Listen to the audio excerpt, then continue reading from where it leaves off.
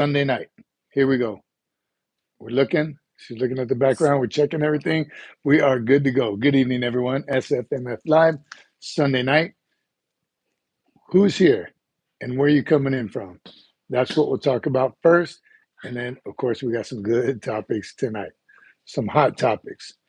We'll give everyone a few minutes to join us. It is Sunday night. Some of you may just be coming from church. It's Sunday. If you haven't spent time with God, make sure you do sometime today. Prayers out to all the ones that we pray for all the time, which is all of us. We all need prayer. Prayer works. Lay Cookie, once he gets on here, we'll ask him for an update on our buddy John Carlos. We shall see. All right. Welcome, everybody, Sunday night. A couple of different topics. Did a lot of shorts this week, I think. Right? Been putting out some shorts, kind of getting back into it. It's all battle rhythm, 100%. Those of you that have a lot going on in your life, which is, I don't know, all of us, we get it when we can get it. All right. 1% better every day. All right, we're up on screen. We're successfully connected. Jordan Hammond. How you doing, bud? Good evening. SFMF, the way I describe Jesus Christ is that he died on the cross, saved their sins, and he's the most loving person you'll ever want to believe. Faith. That's it. That's faith right there. And that's a great way to describe Jesus. Awesome. Amen, Jordan. Good evening. Gunnies. Get it. That's what we're doing. Getting after it. Walking tall. URAH. I like that. It's another way to spell it. Somebody put in the comments, Y-O-U, raw. I don't know if they were making fun of the era, but it does look like URAH. So that's what I told them, era. Mission accomplished as time with God. 5x5 Sergeant Major Mike Smith. Good to hear it. John McJunkin, is that you? Good evening. Sergeant Major SFF and Cece families. That's right. Where are the Cece girls? They better get on here quick. When I get to heaven and say, Peter, I will tell another Marine reporting, sir, I've done my time in hell. That's a great ditty when you're hiking and it's mile 10, 12, and you're hurting. Yes, that is a great. Jody. Remember we used to call them Jodies? All right, somebody get out and sing a Jody. D-Boss. Do I just need medical records for, or should I try to obtain doctor's notes too that says I'm fit for service? The more the better, D-Boss. Anything and everything you can to back up your medical record, your medical progress, your performance, 100%. Get everything. The more the merrier. That's it. That's a case that more is better. Hot Rod, checking in. Hot Rod, we'll see you next Sunday. We still on for next Sunday? I'm just going to start pumping it, and if you don't show up, it's going to be on you. So next week, Hot Rod.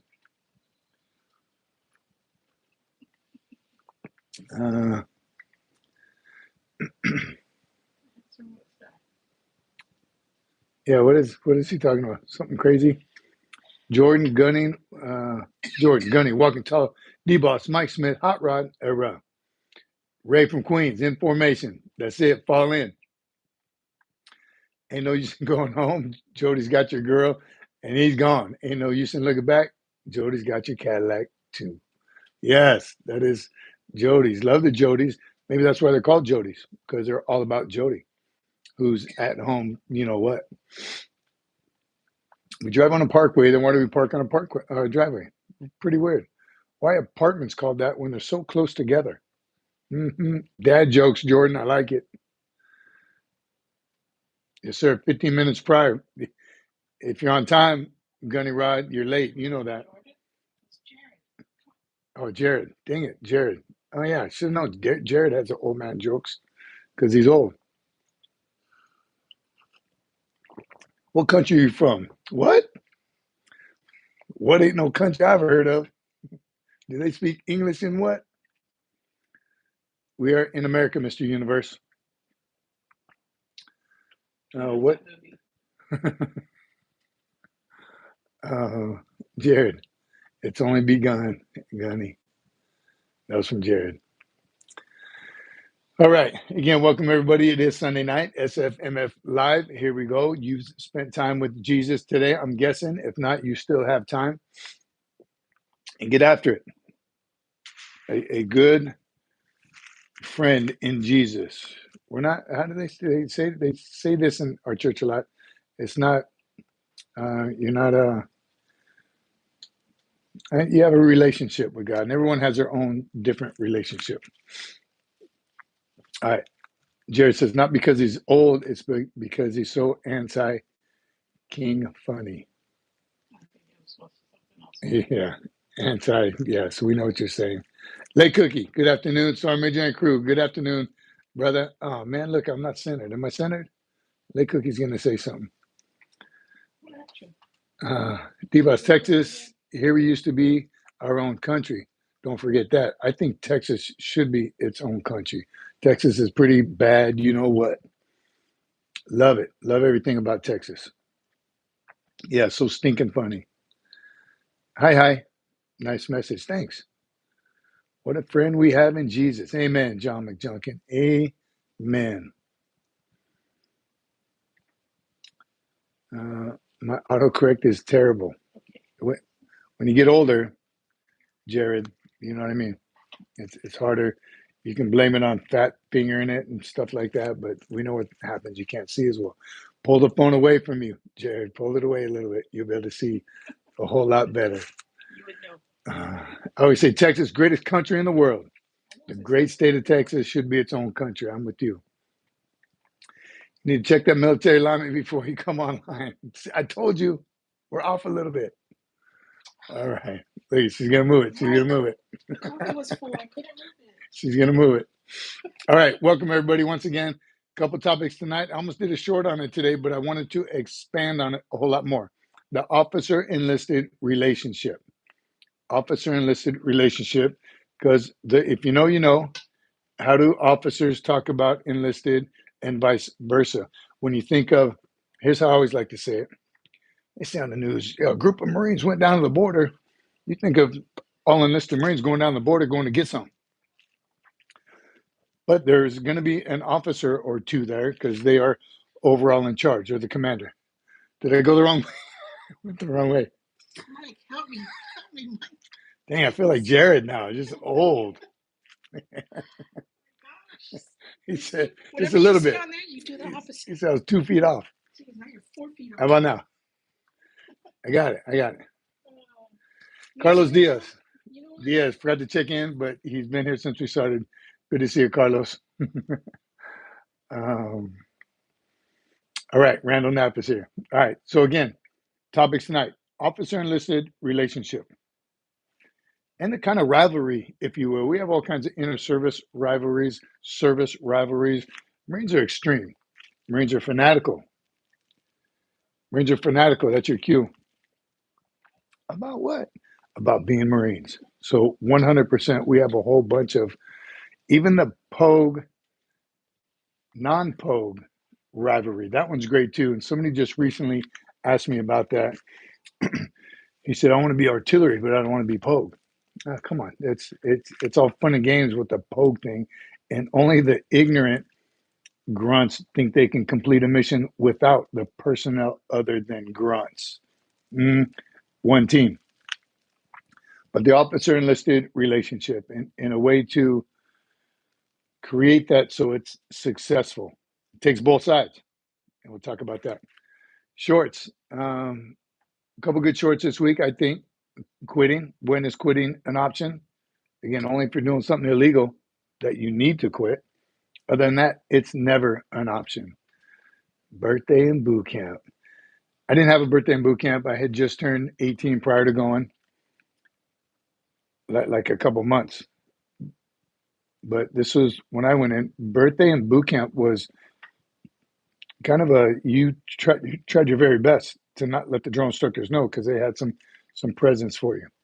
Comments were interesting. Sometimes the drone instructors didn't do anything. Some got thrashed. So I think it's a mixture.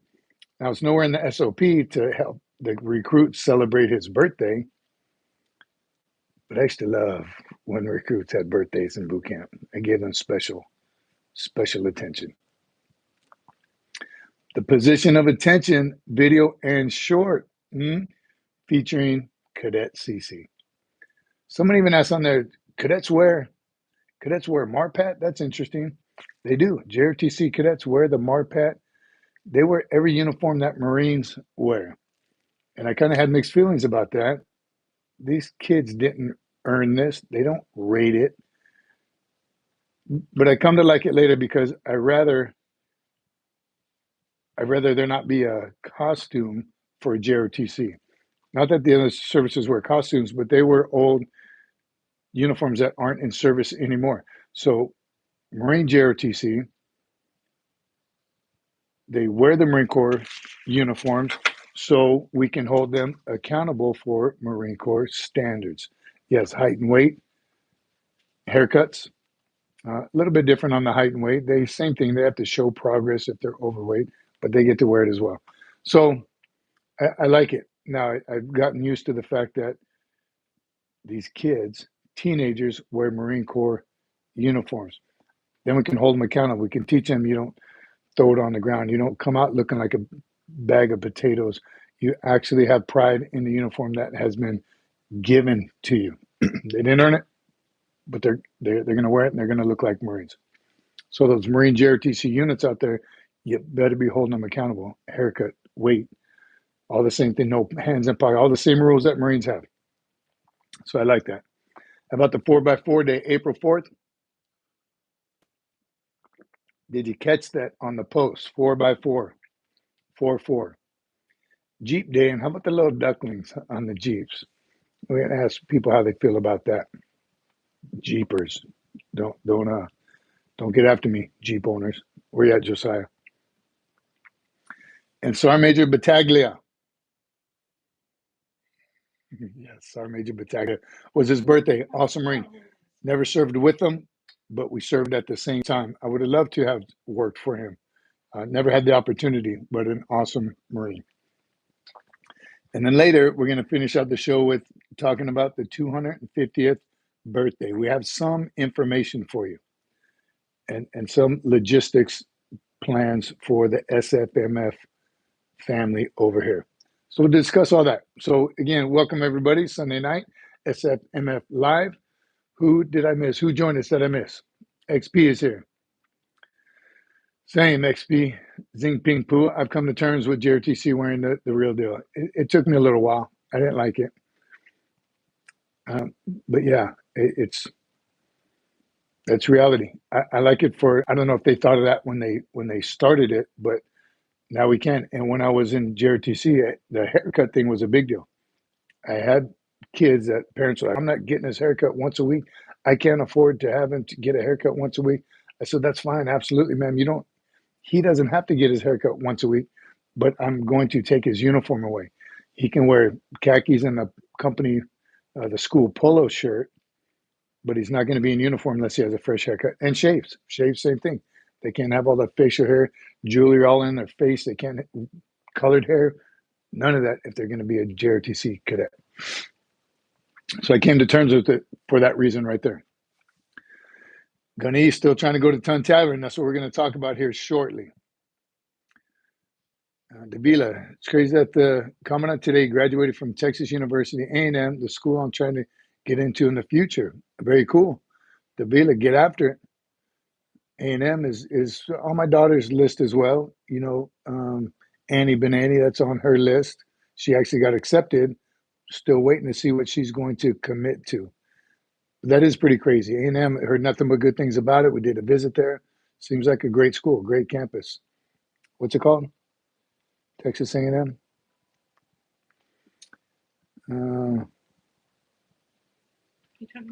How do you guys know? Look at D-Boss says, how do you guys not cut yourself shaving in boot camp if you get 5 minutes? 5 minutes? You don't get no 5 minutes. You get 2 minutes. And you better not cut yourself. First couple of times they teach you. Actually, again, if you know, you know. If you've been to boot camp, they teach you everything. Some kids already going knowing how to shave. You get some older, hairy kids that already do know how, but your average recruit does not know how to shave. And the drill instructors not only teach them how to shave, how about when you go in the rain room the very first time, they teach you washcloth in one hand, soap in the other, put soap on the washcloth. Now you're going to scrub your left cheek. switch hands, scrub your right cheek. Just in case there's some out there that have never washed their bodies like that. And are there kids like that? Yes. Teach them head to toe how to wash your body, get out, how to shave, how to brush your teeth. I see some crazy stuff in boot camp. Again, 89 kids from all over the United States. You're going to see some weird stuff. So they get a hang of it. Whoever asked that. The Aggies. I was talking about the campus. What is it called? The campus, A&M. College Station. Thank you, College Station. Yes, visited it. It was great. Loved it. Do I make my bed like I did in boot camp? First of all, it's a rack, and no, only because we just throw comfort over it. We do absolutely do the folds in the corners 100%, but the final product has a big comforter over it. It's something. It's one of those things in boot camp. Once you do, you never change. That's another habit you develop in boot camp that you carry on the rest of your life. That's the beauty of being a Marine. If you don't shave well, the DI takes a moonbeam to check it, and then you dry shave. Like Randall nailed it. They do. They get the moonbeam during inspection. They check, because most of those 17 and 18-year-olds still don't even need to shave, but you will shave in boot camp every single day, no matter what. Yes, that peach fuzz gots to go. You got to shave every day. Another habit that gets you into the rest of your life until you get out or retire and grow a beard. That's what everyone does when they get out. All right. Played at College Station. Very cool, D-Boss. Rice has a great ROTC program, says David Bryan. What's up, David? Rice is another school she applied to. Ken Jones, my dear, what? Okay. The guy, Avenger Cannon, primary. I ended up in juvie and lost my scholarship, Ken Jones. Come on, buddy. All right, got you. We're going to get a shirt like that one that you have on, says LA Slay 13. This one is a prototype. We don't make this one, do we? Look on our website, though, the description. Check the links in our description. You see what you can get there. All right, USMC Vet. We'll talk about this one. Then we're going to kick it off with our first topic. You got them yesterday, and the envelope says, dang it. You got the stickers showed up. Oh, the member stickers. Awesome. USMC Vet received them. Anyone else? Any other member received their stickers? God, that was a long time. That was almost took a month. I wonder why. Maybe think the floods, anything. I don't know. That took way too long. But I'm glad you got them.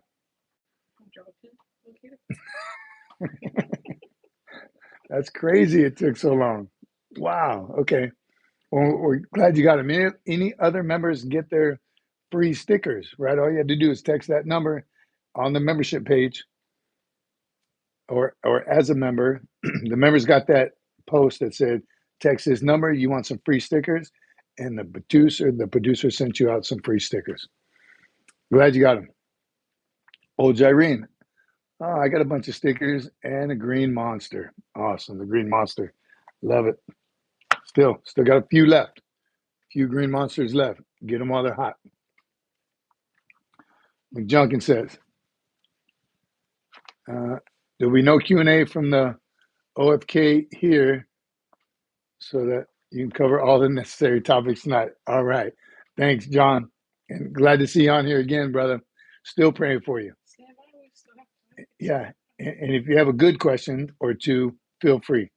We are going to hit the topics, but definitely let us know if you got something hot, right? All right. First one, officer-enlisted relationship. And as soon as I talked to the producer about it, she's like, oh, you mean like fraternization? No, not that at all. And again, that's a completely different topic, but this is just your everyday relationship between enlisted Marines and officers, or Marine officers, right? When you're talking about Marines, normally people say you got a group of Marines here.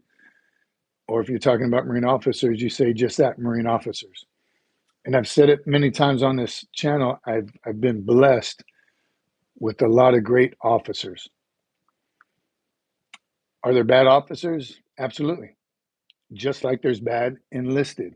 So it's not, there's, of course, I'm probably going to sound pretty biased because I've never been an officer enlisted my whole career. My daughter is an enlisted Marine. Our Andy Benani's going to be a Marine officer. So that conversation we have all the time. And the relationship is different when you're talking about a boot lieutenant, right, a butter bar, and young enlisted Marines.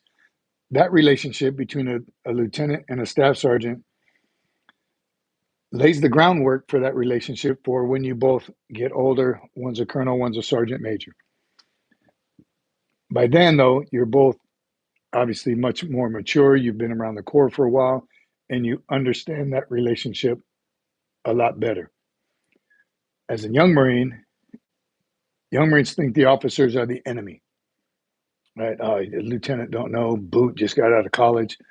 Yes, fact, but he or she is an officer for a reason. They went to college, they went to OCS, the Officer Candidate School, the basic school. They've learned everything they have to know book-wise, right? They're intelligent people, they're committed people because they just went through all that schooling and training. The one thing they lack, of course, is experience. So as long as the officer goes into the fleet, not only knowing that, but displaying that he or she knows that they've learned it all, and they had some good, awesome captains at OCS and TBS, and you're in charge, Lieutenant. Those Marines are yours, and you do what you got to do. Right? They're going to listen to you. They're going to look up to you. You know everything. Someone kind of corrupts their mind. They get out into the fleet with that attitude, like I know everything. Well, they don't. And as long as, again, they recognize that. On the complete other side, the enlisted have to know that, yes, they've been to 4 or 5, maybe 6 years more of school to learn their job. So, not that one's smarter than the other, not that one's less intelligent than the other, because while the officer's going to school, the Marine is doing the things that the officer's reading about. So by the time they meet up, a staff sergeant and a lieutenant. Staff sergeant's been in 6 years, the lieutenant's been in a couple months. So OJT, on the ground execution, who has more knowledge of that? It's obvious. It's simple. The staff sergeant who's been there and done that a deployment or two. I know right now there's not a whole lot of deployments, but the staff sergeant has been to the field numerous times. He's worked these weapons. He's worked with Marines. He's displayed leadership on a daily basis, or he wouldn't be a staff sergeant or a platoon sergeant, whatever rank it may be. So when that new lieutenant does check in, it's one word is going to solve all the problems, if there are any problems, if you've experienced problems: communication. And you don't have to say, young lieutenant, I know you're a boot, and I know you don't know anything about the Corps, and I have 6 years of experience. It doesn't need to be discussed like that. It's just knowing that, yes, lieutenant, you're in charge 100% of the time. You are the commander.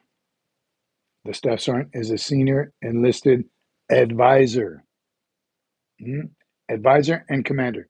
What the lieutenant says goes. If they have that mutual respect for each other, staff sergeant, I know you got the experience. I have the book knowledge. Let's put these babies together and make it the best experience for our Marines. Problem is, ego gets in the way. Ego gets in the way of one or the other when they disagree on something.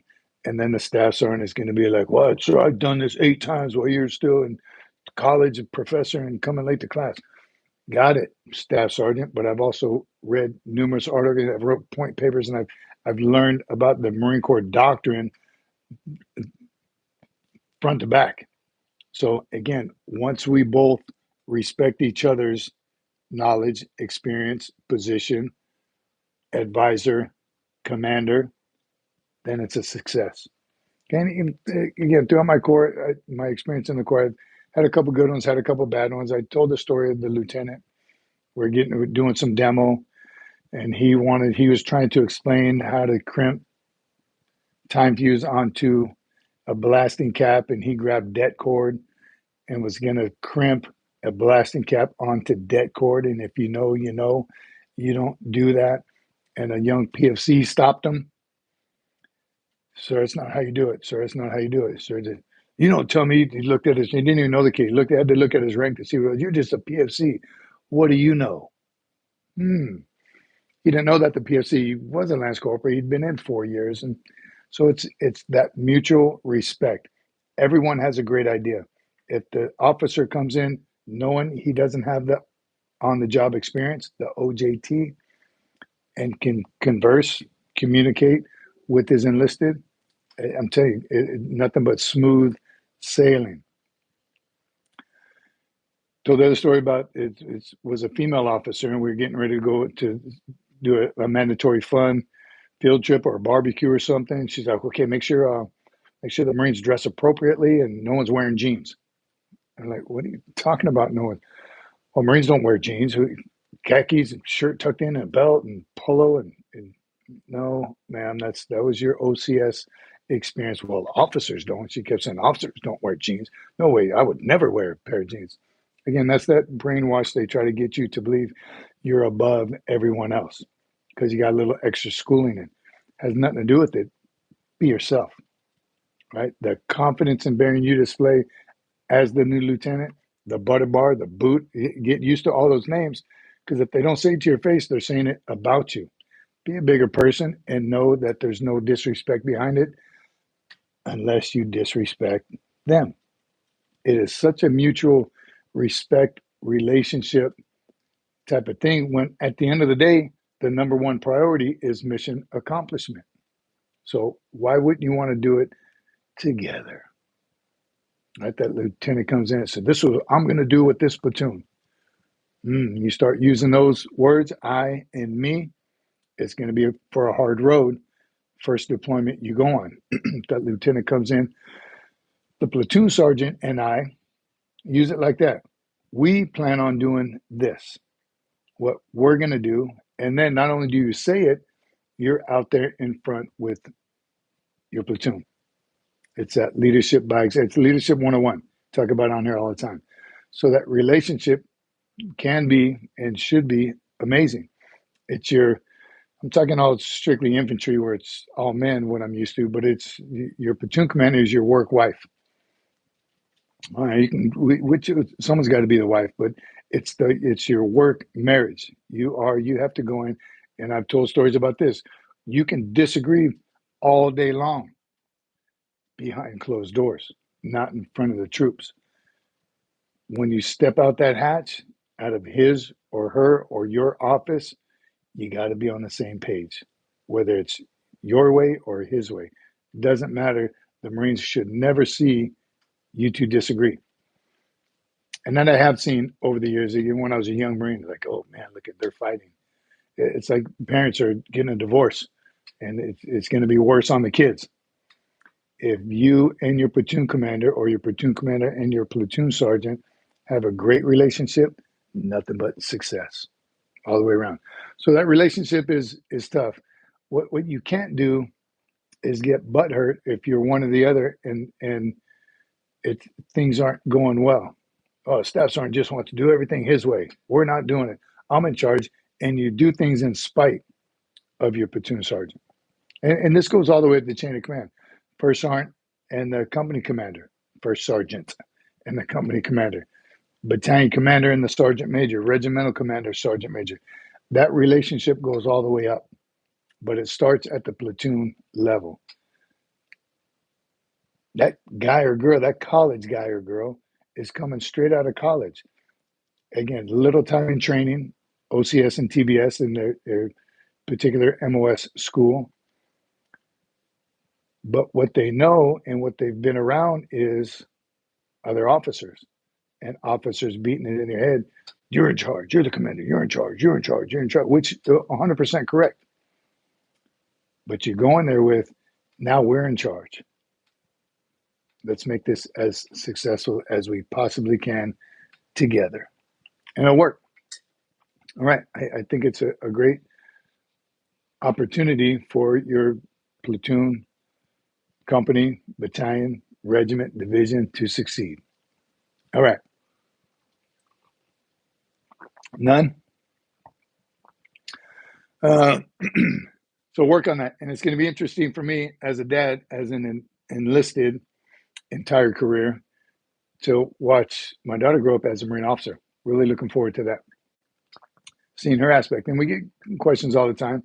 What's the difference between an officer and enlisted? So it's a great topic. And what I tell every single kid that asks me, should I be an officer or should I be enlisted? Talk to both. I'm going to give you the enlisted point of view, right? 100% biased about enlisted because that's what I know.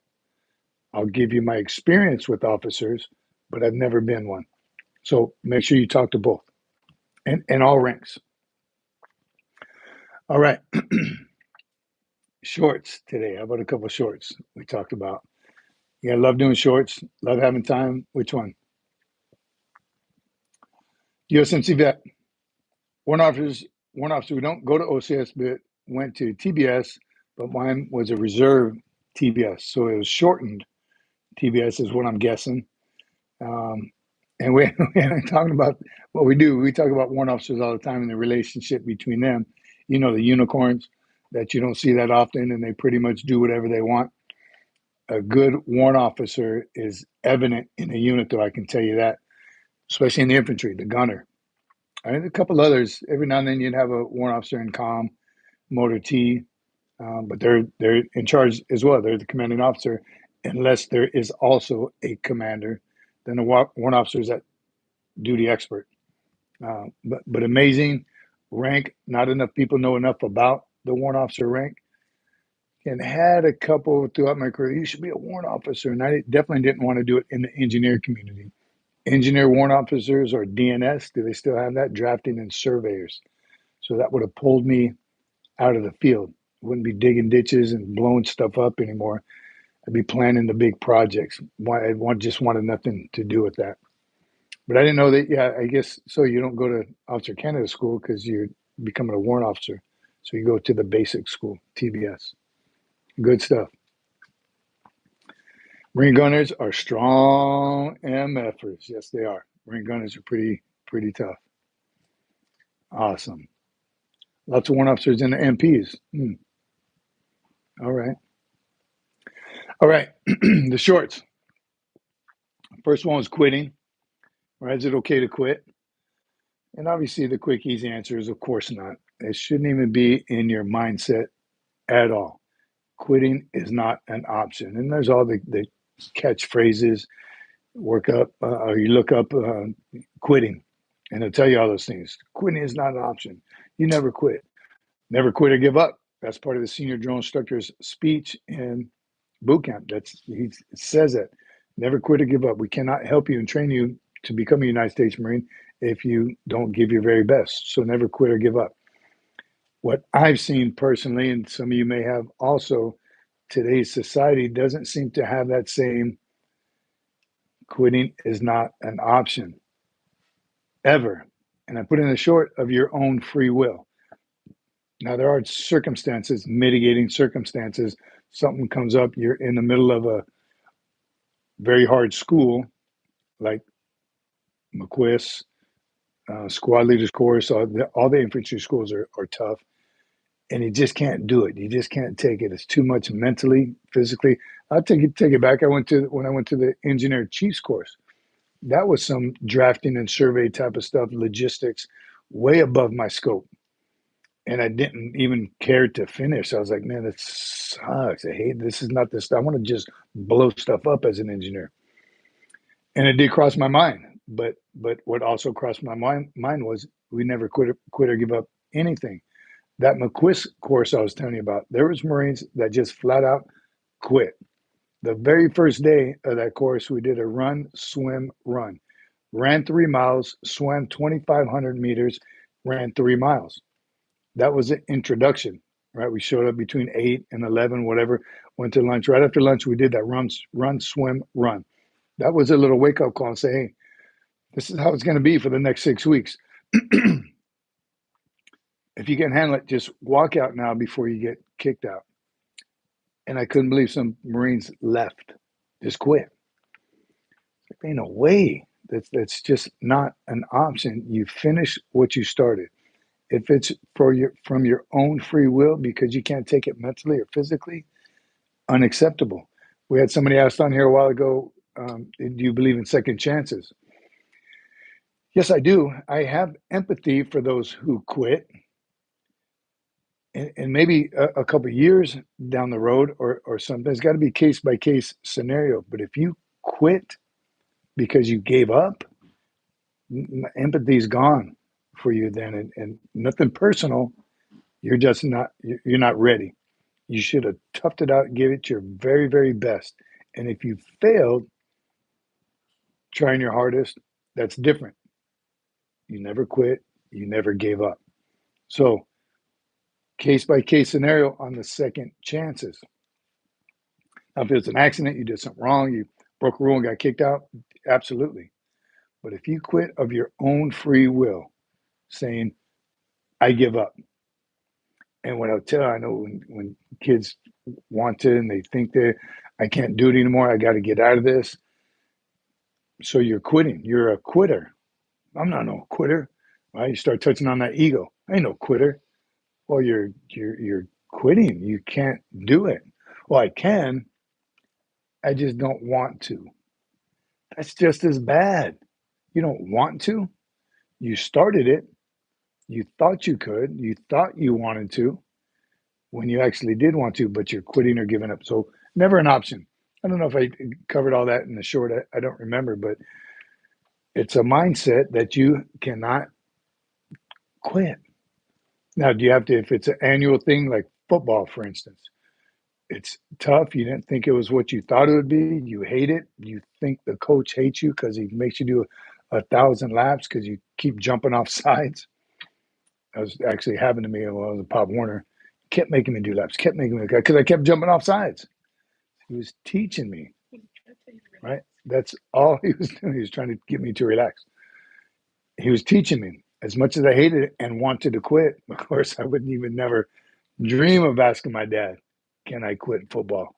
Coach doesn't like me. But that's a mindset that you have to get and keep for the rest of your life. Something you get into later in life. I told you I took statistics one time as a young Marine and started doing my college early.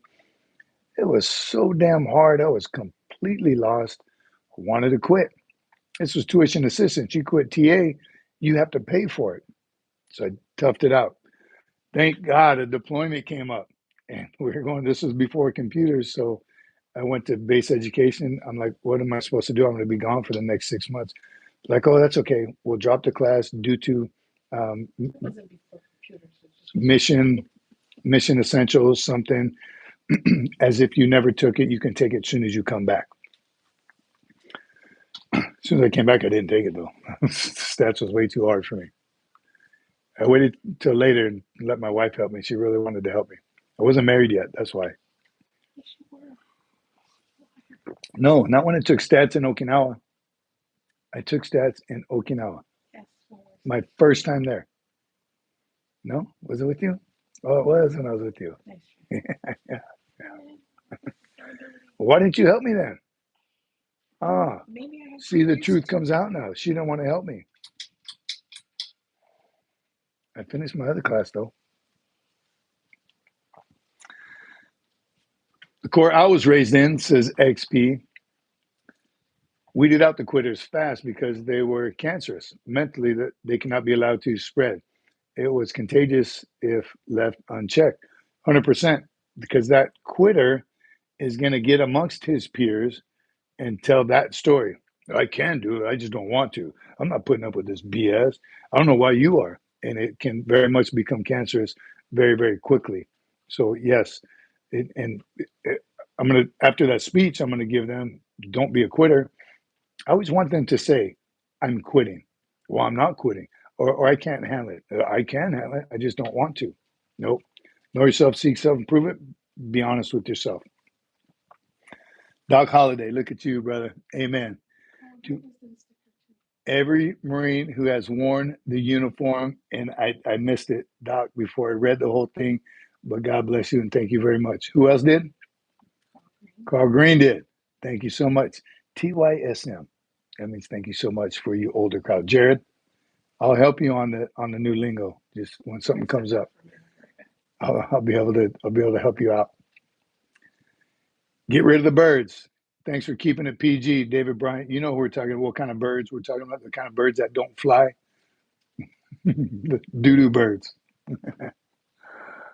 Also, I'm not above. Yeah. Recruiters promise you all the stuff like schools, bonuses. Man, I missed the rest of it. All that's available to you. I don't know what the rest of the message said, but that's all available to you. Don't let them try and trick you into that one too. I just don't have time. What's the question? Anybody knows me? First question I'm going to ask you when you say, I didn't have time to finish my report last night. I didn't have time to finish my homework for my online math class. First question I'm going to ask, did you sleep? If you slept, you had time. You have to bring the midnight oil. Yes, get a better battle rhythm, right? Time management. Your time management might need some work. Not just your math skills, time management. If you slept, you had time. To every Marine who has worn the uniform, past, present, and future, your courage echoes through generations, reminding us that honor, commitment, and dang it, am I reading slow? Yes. Honor, commitment, what else? Look up docs. Yes, you guys are killing me. Awesome. Love it.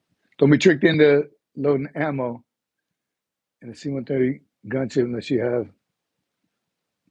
you like heavy metal, not just the music. Imagine doing it to some heavy metal though. Put in some Metallica, I'll load that baby up. Are you looking at Doc's, the rest of Doc's message? What do you want? Unless you have What do you want to know? honored, commitment, and I missed the last couple words. Honor, commitment, brotherhood, never fade. Say it again. Honor, commitment, and brotherhood never fade. Honor, commitment, and brotherhood never fades. And brotherhood. Brotherhood never fades. It's because I got the AirPod in. I can't Why hear isn't it. it in All right. David says, how do you take leave? It depends on where I am, but usually I'll get in my car and drive somewhere and just, oh, you mean how do you put in for leave? Taking leave 30 days a year. 30 days a year. Someone did the math years ago when I was a young Marine. As much leave as you have, 30 days a year. All the weekends you have off when you're not on deployment. All the holidays you have off, like if the holiday's on a Friday or even Saturday or Sunday, you usually get the whole weekend off. It's 72-hour pass or 96 hours. And I'm telling you, the amount of days you're at work is not much more than the amount of days you have off. But taking leave, you just got to request it. Look at your schedule, make sure there's not a field operation or rifle range or PFT scheduled for that time period. Request your leave. If you have it in the books, right? A lot of Marines take, I think everyone's required to take leave right after boot camp. I think that's still a requirement. 10 days, you must take the leave, and that's 10 days off your books. You haven't even earned 10 days yet because you earn 2.5 days a month. So 2 months, you've earned 5 days. Right, 4 months, you've earned 10 days. So it's really tight. Some units just won't let you go into the hole at all. Some will, depending on the situation. Leave is a great thing. All right, the recruiter promised me a free Humvee. I'm still waiting 23 years later. He never gave you that Humvee? Humvee license. I got my Humvee license. No, I never got it. Prior to boot camp, I got a couple tickets growing up. I've told that story before, like way more than normal. My brother helped me out with that. So I went to boot camp without a valid driver's license. Went to Okinawa, my first duty station, and I really wanted to drive the Humvee. When I first got there, there was we still had Jeeps. And I remember we guarded Naha port for a couple months. I got a working party, right? They sent a group. The boot bus had just rolled to Camp Hansen and picked about 10 Marines off that and said, you guys are going to Naha. you're going to be gear guards. They were the MPS ships, or the Merchant Marines were there, loading and offloading some ships. And we're just gear guards, right? Walking around, had our rifles, just we're on gear guard posts and sentries and all the stuff we just learned in boot camp. So the 11 general orders applied right away. It felt kind of cool. And for a couple of days, and then it sucked like any other guard duty. But it was interesting being down there, and I was a senior lance or a senior PFC at the time because I did recruiter assistance. So I got the keys to the Jeep. Beep beep, beep beep. Man, I wish I would have had the little duckies I could have put in the. So I just drove the Jeep around the port and made sure the Marines were walking their posts in a military manner, keeping always on alert and observing everything that takes place within insiders' hearing. But by the time I got back, those Jeeps were only down there. In fact, they loaded the rest of them up and took them out because the Humvee came in. So, of course, I wanted to drive a Humvee. Went to the course, met the Motor T, got to see Motor T community firsthand. We had the staff sergeant been in the Motor T for 15 years. And you never see somebody get a Humvee stuck like that. But then when it came down to the actual licensing part, I didn't have a valid driver's license, never got my Humvee license, which turned out to be a blessing because the incidental drivers is what they're called. They'd get pulled to drive while the engineers were doing their work, right? So it would have, I noticed all the times, man, where you been? Oh, I had to go drive for it. Oh, I had to go drive for it. I had to go drive. I had to go drive. Cool, I guess, when it's raining, you're out of the weather, you're out of the elements, or it's real cold or real hot. But they got pulled out of the incidental drivers, got the crap duty. Motor T, they hooked themselves up, right? You know, Motor T. What do you call when you need a ride? Motor T, right? Love them babies. But the incidental driver wasn't a bonus. So luckily, I wasn't able to get my license. I just got to screw around on them all through the course. Good time. Old Irene had 30 days leave in the Corps. It took me 25 years to get 25 days vacation. Still don't have as much leave as I had when I did when I was 22. I didn't, you know, what's funny about leave, whoever asked that, as a young Marine, you take it as much as you can. Seems like you're always in the hole more than you are above. And some units, you know, were kind of lenient with it. And this was back when everything was paper. Sometimes they didn't record it, right? If you knew somebody in admin. But later on as a staff NCO, I mean, if you had to take a day off or two, it's kind of the staff NCO privilege. Take a couple of days first on until you go and come back. So when I retired, I had like 45 days on the books, and you can't go over. I don't know what the actual number is. Like you can't go over 60 days. It rolls over to a certain point, and then it just stops. So it would behoove you to take your leave before you go over.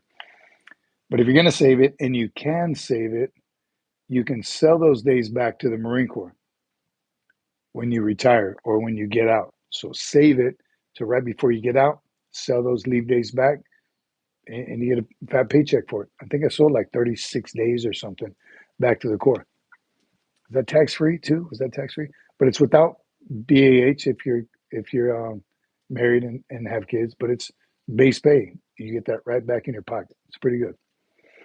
Doc says, why did the Marines pack his entire wall locker into his trunk for a weekend of leave? Because he wasn't sure if he needed dress blues, camis, rocket launcher, just in case things got crazy. You never know. And tactical at grandma's house. Again, you never know. You got to bring all your stuff with you. And of course, you want to bring it back home so all your boys can see. Yeah. Oh, these are just my camis. That's just a hand grenade.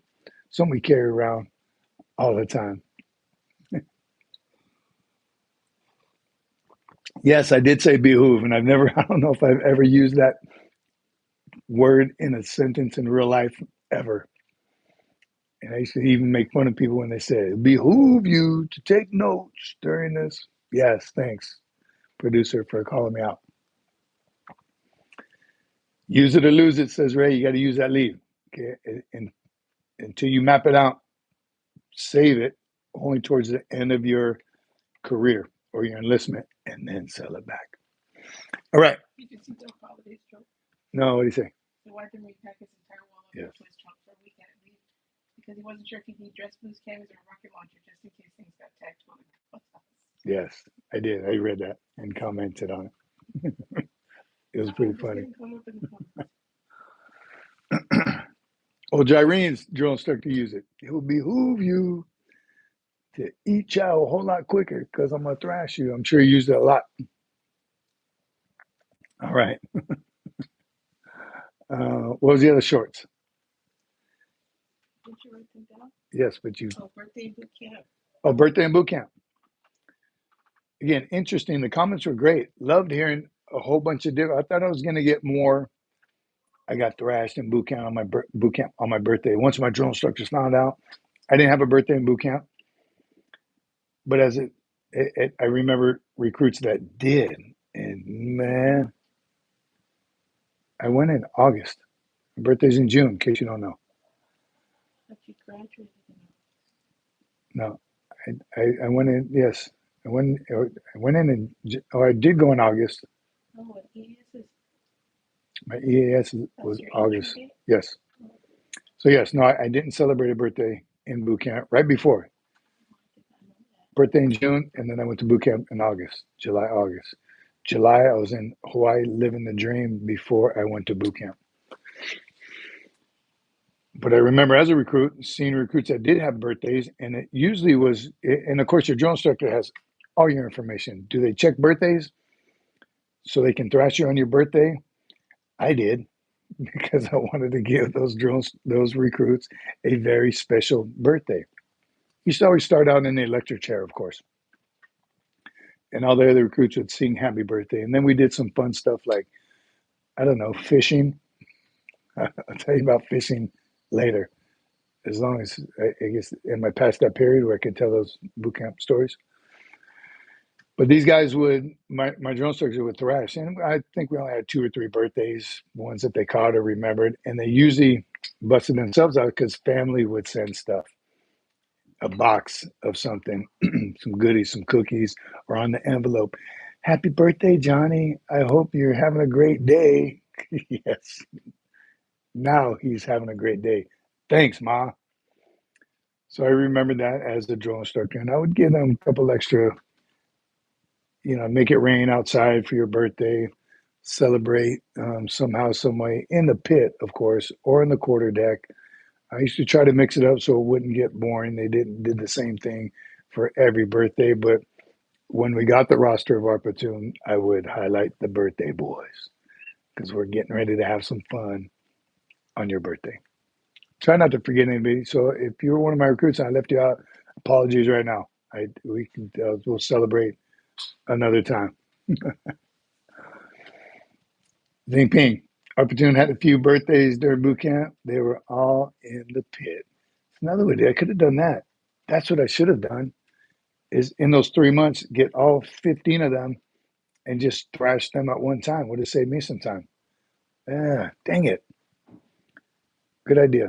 I don't know. The individuality of it, I think, probably helped a little bit too. And that's, ask, who else has a birthday? No eye contact. I need you to focus on this till we get to next week's. Okay. One more post that I did. What's one more short that I did? Birthdays, no quitting. Oh, just the position of attention. Oh, the position of attention. So again, that was a request of Menachem about face. Yeah, specifically about lock the knee. We did that video a while ago, Cadet Cece and I, and it's fun. Of course, I love talking about drill just as much as I love talking about leadership. And she's good at drill. She really is.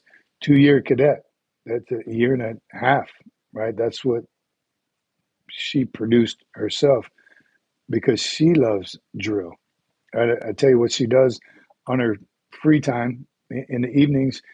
She watches film of drill. Her unit, her Army unit, drilling. Right?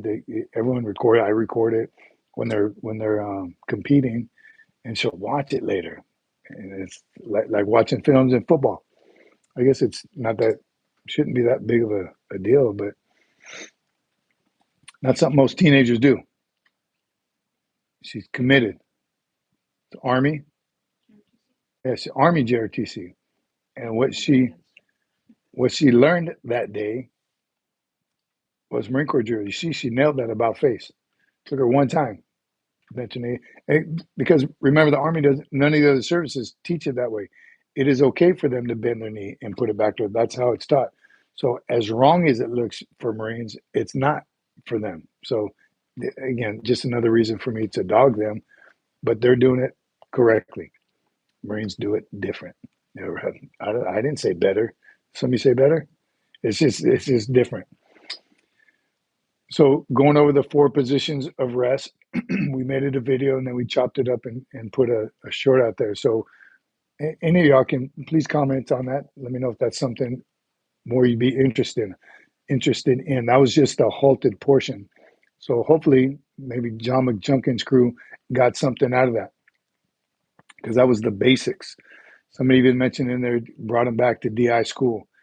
DI school, and obviously a little bit of it explaining and demonstrated it came straight from DI school. And in DI school, because you go over every single movement like that. And in San Diego anyway, they teach you got to give that period of instruction from across the parade deck. So the instructor, the DI school instructor, is on one end of the parade deck, excuse me, and the student is on this side of the parade deck, and you're explaining and demonstrating to the instructor. That's so you start working on your voice, being able to speak loudly across the parade deck, and you're using someone just like I used Cadet Cece.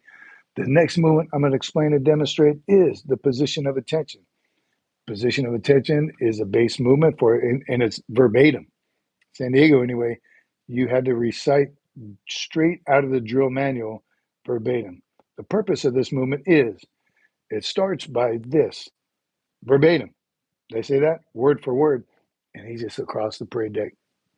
Can't hear you. Now you're screaming it, and you're demonstrating, and you're pointing it out, screaming it so he can hear it on the other side. It's a great tool. Clearly, it told me years later, and throughout my career as a Marine, I would think about this: feet at a 45-degree angle, heels on line and touching, fist curled, wrapped around. All those things are just, it brought back memory for me as well. And all the time doing that, and you get signed off on those at DI school. You have to get them all perfectly, and that's marching movements as well. Columns. The squad leader in first platoon will do this. The squad leader in second platoon, second squad will do this. Every single drill movement down to the T, verbatim. And it just helps you understand drill from across the parade deck.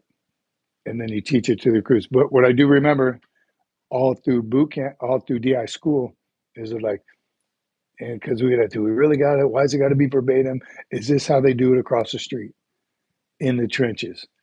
99% of the time they would say no.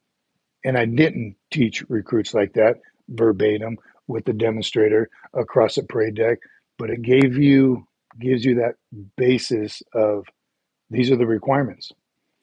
The ditties that you put in, lock the knee, trace the C, that's something to help you as the executor just remind yourself. Forward, stand tall, lean back. And every drill instructor has, most of them are the same, right? Column movements, pivot full 30, pivot full 30. All those are ditties to remind you to do the things that you're supposed to do. It's a lot of requirements, right? In the position of attention alone. Heels on line, feet at a 45, legs locked, straight out but not locked. Head nod, shoulders back, eyeballs straight to the front, lips closed, fingers curling, joint, thumb along trousers seam. You have to, all that should be going through your mind while you're doing it. That's basic drill. So there's a lot to it. So it was fun making those videos. And we'll do more. I think so. It was a good time and helped her with her drill. I don't know if I said it already, they're getting ready to go to nationals. All service nationals. It's like 3 days long, and they're traveling. They're going to spend a week there. One day I think is all Army. The second day is is all services, and then the third day is like finals, right? 3 days of drill, graded by, I don't know if they have their active duty that grades them. And even as a drill instructor, 2 times I went to grade drill, and one was ROTC. I went to, I think it was San Antonio, graded ROTC drill, and it was good. And funny, A&M was one of the best schools I remember grading back then. I didn't go to college, so I'm not familiar with all the more so now because my daughter's going to college. But back then, I didn't know any. I didn't even know JROTC that well, let alone ROTC. So going there as a drill instructor, watching ROTC, was pretty impressed. Didn't think I would be. I thought it was going to be nasty. I'd be tearing it. And some schools were a lot less squared away than others.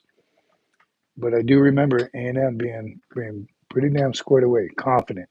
Their confidence in Bearing blew everyone else away. It was awesome. Old Jerry says, that's been great if in boot camp, instead of playing snow on the TV during free time, in the evenings they played old Marine Corps movies. That's pretty cool. On snow days, I guess. Instead of playing snow on the TV during free time. It doesn't sound like fun at all, Jerry. I'd rather be outside drilling. And as I loved Sundays on boot camp as a drill instructor, because Sundays, after free time, it was nothing but drill into the evening. As a recruit, I know they didn't love it as much as me, and that's a problem I do find when I talk drill and teach drill, that not everybody loves it as much as I do. Except my daughter, apparently, she does. Doc says, in your opinion, what's the right number of recruits for a drill instructor to handle in a platoon to make sure no one falls through the cracks? Wow, great question, Doc. For some reason, I always wanted more. I wanted a bigger platoon. And I remember back then, our biggest platoon, I use 89 as my number because I think that was a common number in the summer. We never went over 100, which I hear some people when I put stuff out there like, well, I had 114, I had 100. In fact, a graduation we went to, all 6 platoons were over 100. I had never seen that. So I think 80 is pretty solid. I think 80 is between 70, because the winter months, the platoons are smaller. I think the smallest we had was like 60. And for me, it just didn't feel like enough. Like I just wanted more. But for 4 DIs, I think an 80-man platoon is good. I think that's just about right. You can get everything you need to accomplish. Good drill instructors, right? You have some motivated DIs, seasoned, like 3 experienced hats and 1 new one.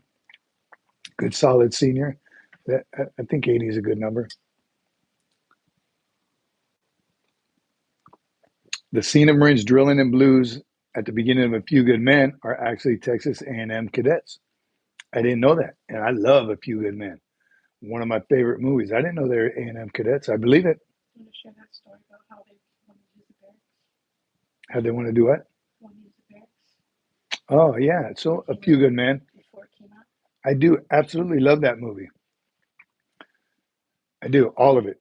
I love the Colonel Jessup, right? I did a short on Colonel Jessup like over a year ago, and got a little hate on there. Well, he's a bad guy. He got a kid killed. I got it. It's a movie, first of all. But I loved how they portrayed Marines are fanatical about being Marines. Unit Corps God Country. The funny thing about that story is before they made it, I was on guard duty at Camp Pendleton. Old H-style building was the guard shack. And that's all it was. No one lived in it except guard duty. So back then you got put on guard duty for 6 months. It was TAD. And I was a corporal, got sent to guard duty. TAD, I was luckily one of the only corporals. So I was the watch commander or something, the duty NCO. So I was actually at the desk, right? And I sent the posts out. And every now and then I go tour the area and make sure they're doing what they're supposed to do. It wasn't bad. It was boring, but at least I wasn't walking post. And one day, during the middle of the day, a bunch of suits come up to the barracks, and of course I'd stop them all, check them out. What are you guys doing? They're all producers of A Few Good Men. They didn't say that at the time. I don't even know if they knew the title yet, but they said, "Oh, we're making a movie about Marines at Guantanamo Bay, and we're gonna." They kind of gave me the lay of the land a little, whatever they could share at the time. They're like, "Yeah, we're even thinking about Tom Cruise," and again, probably telling me too much information because this was. I have to look. When did A Few Good Men come out? And it was cool. And I showed them around the barracks, showed them some rooms and stuff. I was like, I'm going to be in the movie. Obviously, I was nobody to them. Just they were using me so they toured that barracks because there was no Marines living it. A few guard duty kids. And somewhere, I remember a couple around, these guys are on night watch, so they're sleeping.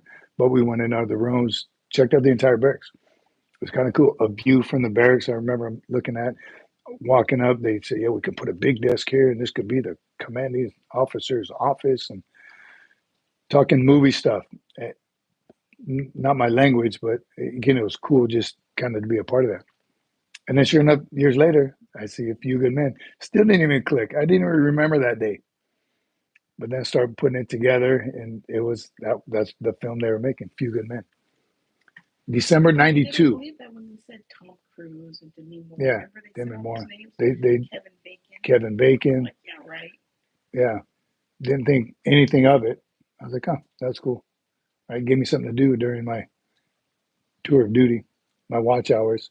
92. So December 92, when we were in Camp Pendleton, 92, 94. We left in 94. We left in 92 to Hawaii. Yeah. They were in Hawaii from 92 to 94. So yeah, it was right when I was getting ready to leave. Maybe that's why they put me on guard duty. I was short timer. I had short timer attitude. I was leaving soon. It was cool. It was very cool. Boys of Company C, Great Santini. Again, awesome movies. And my favorite, so my favorite movies, Great Santini is awesome. I love the dad. He's just hardcore. Boys of Company C had some good combat. Platoon. Watching the fellows would always yell and shout at the Gitmo scene and going around in that Jeep. Yes. Old Gyrene is the Great Santini. Awesome. I kind of had a feeling. All right. Was that in on shorts? Doc, Sergeant Major, from your experience as a drill instructor and Marine, what qualities define the best platoon in boot camp? Okay, I'm guessing you mean in boot camp. What qualities define the best platoon?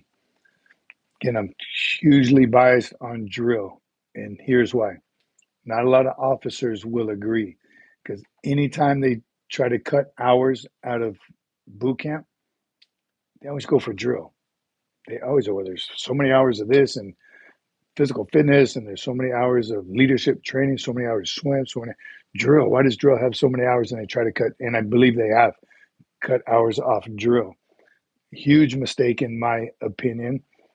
Drill is the basis of everything. It's the foundation of building a house. It's discipline, instant willing obedience to orders. There's more on that statement. I always cut that out. I don't even remember what it is now, but it's instant willing obedience to orders. Right, face, boom. It's immediately following a command. And you get in that mindset of instant willing obedience to orders, as long as they're good orders. That's the foundation. It's a foundation of everything Marine. Discipline. So, and you can always tell those platoons in boot camp, the ones that drill well, and you see them, you eyeball each other's platoons all the time. Oh, they must be first phase. Holy crap, they're second phase. They can't even drill yet. I think that determines the kind of experience they're going to have in boot camp and their graduation rate, their numbers. Are they going to graduate everybody? Do the drill instructors have a handle on that platoon? And if their drill sucks, I got to believe that they won't. And then come to find out, yeah, they took last place in practice. Everything's a competition. They took last place on the rifle range, last place on the PFT. All those things coincide, and I still to this day strongly believe, try and convince me different, if you have good solid drill, you have discipline, which equates to success in every aspect of being a Marine or being a recruit on the depot. 100%. Great question, though. I think seeing it, you can see it. Lake Cookie says, after thinking about now, I have to hand it to the drill instructors. It had to been like herding cats, and it is. And here's the hard part. Imagine when you get to third phase, they're almost on autopilot, right? An IT session is more of you just wasting time now because they're physically fit. So IT is just more PT for them, right? You're yelling at them. They know you're not gonna choke the crap out of them. You're not gonna hit them. You're just trying to make them a Marine. Once the recruits gain that knowledge, damn, these guys are a pain in the butt, but they're a pain in the butt because they want me to be a good Marine. Once everyone realizes that, they start performing, they start gelling, they're a solid unit. They're going to be Marines very, very soon. And they're going to replace people like me very, very soon. So once the drill instructors start doing that, come to third phase and boom, they're graduating. Take a 3-day break in the summer because that's how busy it is, or a 7-day break in the winter. And then you got 89 turds from 70 different states. Yes, I know there's only 50, but they come from all walks of life. Again, like we talked about in the beginning, some don't know how to shower, some don't know English, some are too aggressive, just want to fight everybody. It is herding cats. Lake Cookie said it in the very beginning. A couple of weeks, of course, the first week is chaos, and then they start to get it, they start to gel. And if you have some leaders within, right? We talk about some JROTC cadets, some C cadets, some young Marines. Some if they've done anything militarily in their life, or if they have parents that were military, you start using them and use them as an extension to the DIs when you're not on deck, which is pretty much never. But they can start helping you. And second phase is when they kind of start to get it. A little different second phase. Now you're in the field, your rifle range, you're doing the field training. And it's not till you come back from second phase in San Diego anyway, and then you start to the spit and polish, right? Now you're fine tuning the product that you just made. Then you graduate and then you start all over with 89 turds again. So it is. Drill instructors do. They definitely have they earn their pay. All right, we talked about it. Remember, the first lesson I learned was buy shoes that are core frames that are at least one size too big. That way you can wear 2 or 3 socks underneath it. Don't tie them all the way because you're going to be flying in them core frames. Uniforms, you have about at least 2 sets of Charlies already set up with your ribbons, your name tag, and shirt stays because you're going to sweat through that shirt you're wearing. And sometimes in a matter of minutes, depends on what you're doing with the recruits. You go in there and change. The rest of them go in there and change. You don't have time to eat. Yeah, you're sleeping a couple hours a night and then right back at it the next day. Feet black and blue, sore, your head still pounding from the day before, and the only way to stop that pounding is to keep yelling. So it's pretty intense. So the sooner, no wonder the DIs are always angry. Yes, that's why. So the sooner you build that discipline in that platoon, the better it is for all of you. The DIs. That's when the senior can give you a day off. Hey, drill instructor, they're doing pretty good. I got them as a senior. I got them. Don't come back till tomorrow, 1600. I have them till then, and that's when you just poof, lay out, sleep, get some rest, get some food. It's pretty intense. And then time off, remember you call the recruiter, say, hey, what kind of crap you sending me? You think the DI's job is hard. Imagine being a recruiter. The stuff that they put up with trying to get someone in. I said all the time, I don't know if I'd be a good recruiter because after being a drone instructor, you ain't never going to make it. Get out of here. But you got to make those numbers. So you have to try and prepare those kids for boot camp. First, you got to find the ones that will commit, right? Every salesman tactic you got in the world, and you got to be good with rejection, right? I don't know if I do well. I'm not a salesman, but the ones that the cold calls and you imagine how many kids don't call them back, or how many kids don't even answer the phone when they call, or see them in the mall. Do they still go to the malls? Go to your high school, and I'm sure you get called names and be tough. Recruiters got it tough. And again, just as rewarding, right? That you send this turd on the boot camp. 3 months later, he comes back a freaking Marine. You're like, all right, I knew you had it in you. So tough. Great system we got. I mean, that's the military for you. Remember, if I was president, however, I'd make every high school senior go to 2 years of military training. Have JROTC in every school across the world, so they get the basics. All right. Recruiting, most challenging, most rewarding. I'm telling you, outright, I give it up to the recruiters, right? I don't think I could do it. I don't know if I'd do well at it. I would lose my freaking mind, which I'm sure a lot of you wanted to. And their thumb's always on you. Headquarters Marine Corps. Why aren't you meeting your numbers? Why aren't you meeting your numbers? Bro, you seen these teenagers? That's why. Get out here and look.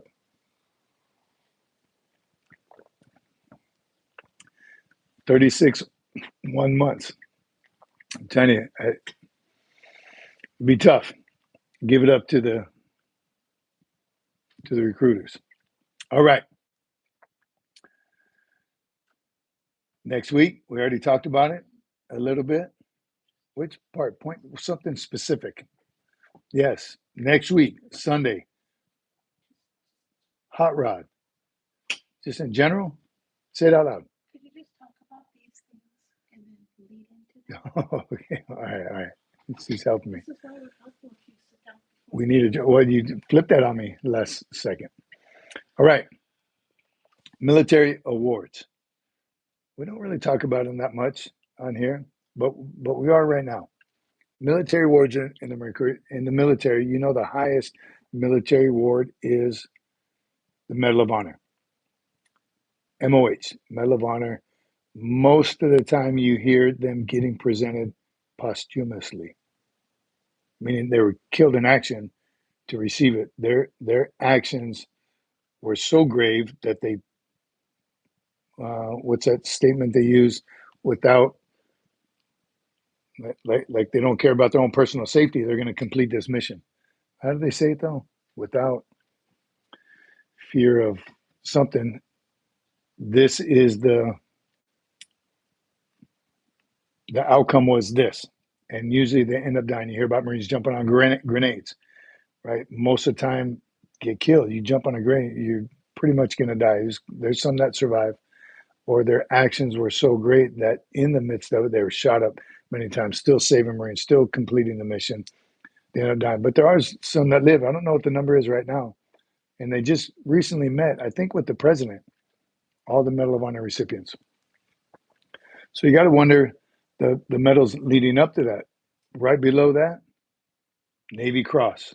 Navy Cross is right there. And I remember a couple years ago, 10 years ago now, that Marine that did jump on a grenade, they downgraded it from a Medal of Honor to a Navy Cross. And here's why. Here's the discussion. Everybody lost their mind. What are you talking about? He jumped on a grenade. They tried to, through their investigation, find out, and I don't remember his name right now, through the investigations and eyewitnesses and all that stuff, they think he was like unconscious seconds before he fell on the grenade, is why they downgraded from a Medal of Honor to, come on, really? Should have been a Medal of Honor, in my personal opinion. I wasn't there, so I don't know, but just kind of envisioning, because the ones making the decision weren't there. They're reading statements, and in combat action, when you're getting some, and then hours later, sometimes days later, then you're writing the statement out, you're not going to remember everything exactly like it happened. So on that particular, and that dude should have got a Medal of Honor. But Navy Cross, again, This is without trepidation. Without trepidation. That's the phrase. Without trepidation, died in his actions, and yeah. Anyhow, Navy Cross, you got to figure is right up there with a Medal of Honor. Again, that's the difference between the two. Are there politics played in that? Unfortunately, I think so. And that's the part that kills me. Being in combat as a first sergeant and sergeant major and writing Marines up for awards and seeing them kicked down or downgraded one award because it wasn't written correctly or they don't see the actions of it. Those would piss me off more than anything in the world. You're not going to take someone boots on the ground during that combat action. That's not enough for you to decide. You're sitting in your nice comfy office somewhere. It doesn't sound like a Bronze Star with the V to me. How the hell would you know? You went there. So another topic for another time. But Silver Stars, Chesty Puller, 5 of them, right? Dan Daly, Smedley Butler, 2 medals of honor each. That is some combat action for your butt right there. That's just some warrior breed type of stuff. And I got to believe that every single Marine could earn all these medals if the situation dictates, right? Marines are badasses. They will do whatever it takes. Now, are there some that won't and would kind of shy away from it? Sure. Absolutely. In all the branches of service, I'm sure. But your typical everyday Marine could earn a Medal of Honor and any time that opportunity presented himself. But it doesn't always, right? You can go on patrols night and day. We talked about that last time. The worst patrols are patrols that nothing happens because you're waiting for something to happen. You're waiting to step on an ID. You're waiting to get sniped. You're waiting for those things to happen, and it never does. That's anxiety. A couple rounds go off, you're like, whew, okay, all right, it started. Now let's figure this out and get through it. Different mindset. But Silver Star, we know one personally. Again, he's going to be here next week. I'm going to build that up a little bit as well. Awesome Marine with an awesome story lived to tell about it. Navy Cross, impressive as hell. And then the Purple Heart. Purple Heart is another medal over the years. I think it has changed a little bit. I'm sure the verbiage has changed. I have written many Marines up for Purple Heart. And then I've seen some on the complete 180 of that. And I tell this story all the time when people ask me about a Purple Heart. I'll tell you 2 stories. One was from Colonel Hackworth, Army Colonel, most decorated soldier, probably still to this day. He recently passed, but he wrote the book About Face. I had the honor of supporting him, escorting him around MCRD. I've already told that story. Good dude. 7 Purple Hearts? Yeah, 5 or 7. They're all in his book. And luckily, he's got a sense of humor because after we were comfortable with each other, I was a sergeant, drill instructor. I finally had to ask him, bro, really 7? You didn't learn to duck right when you hear incoming?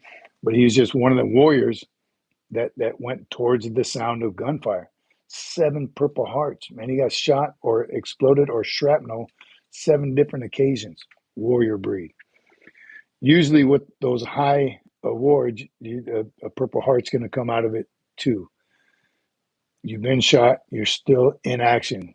You've been wounded, concussion, blast, shrapnel, some kind of injury, and you still fight. That's when that award comes out, and that's when a Purple Heart comes out. The other story I'll tell you about a Purple Heart, this Marine was making a head call, number deuce. Our compound got bombed. Some sporadic mortar fire. It wasn't, nobody was killed. There's a couple injuries.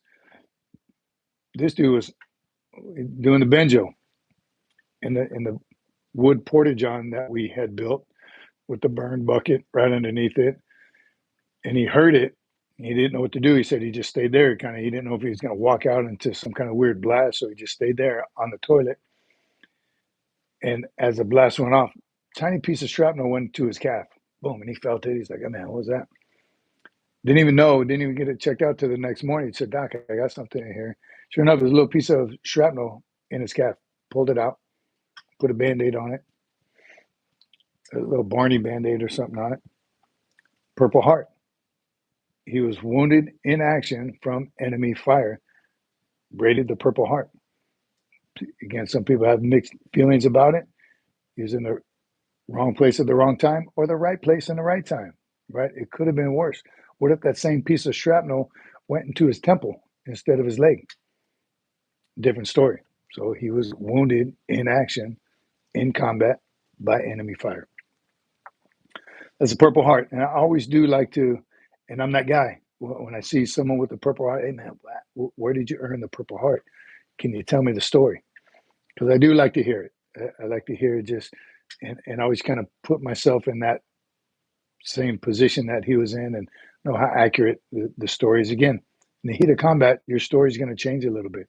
That whole study they always do, like in class, you tell somebody, give them a secret, and by the time it goes around the room, the story's a little different by the time it gets to the end. And not that anybody lies, because again, I had to write up a lot of combat action awards. And you'd get witness statements from 5 people who were in the same firefight, and things are just a little bit different. But the base of the story is the same. You got blue this and this, brothers killing Iraq. But the basis of each story just changes just a little bit.